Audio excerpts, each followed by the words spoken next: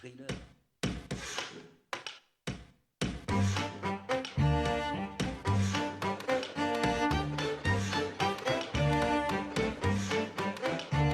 La petite bibliothèque du côté de chez soi.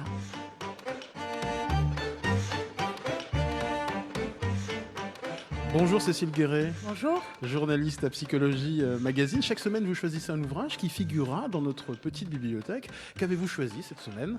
C'est l'Atlas de l'amour, écrit par Philippe Thureau d'Angin chez Autrement.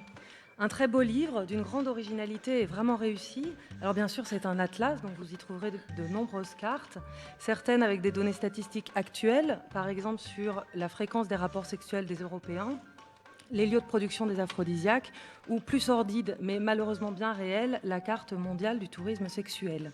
Alors heureusement, il y a d'autres cartes bien plus poétiques que celle-ci, celle très chargée qui retrace les amours de Zeus, Ça intéresse Tobinator, ça. roi des dieux, mais aussi roi de l'amour. Avec ses nombreuses conquêtes, Zeus dresse une carte du monde connue à l'époque d'Homère. Zeus voyage et il prend toutes les formes pour séduire les déesses, les nymphes et les mortels.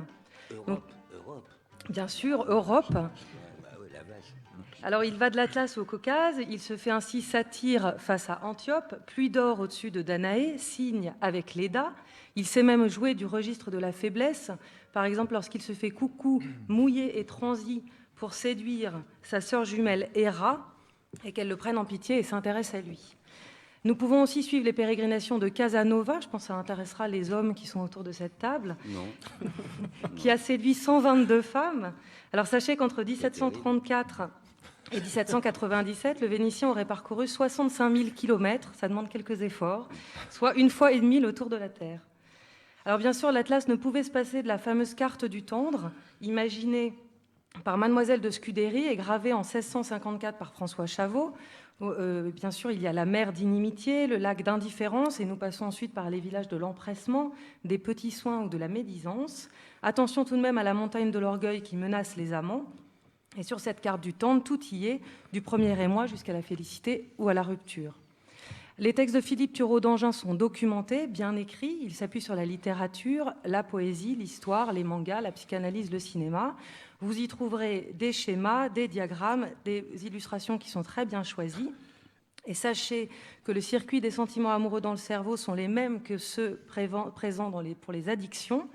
Ce sont les circuits de l'amour et de la récompense. Cet atlas de l'amour nous invite, dit le sous-titre, à la découverte d'un continent mystérieux dans lequel je vous recommande de plonger, cette fois sans modération. Merci beaucoup Cécile Guéret, journaliste à Psychologie Magazine. Merci au public d'être venu au Théâtre du Rond-Point.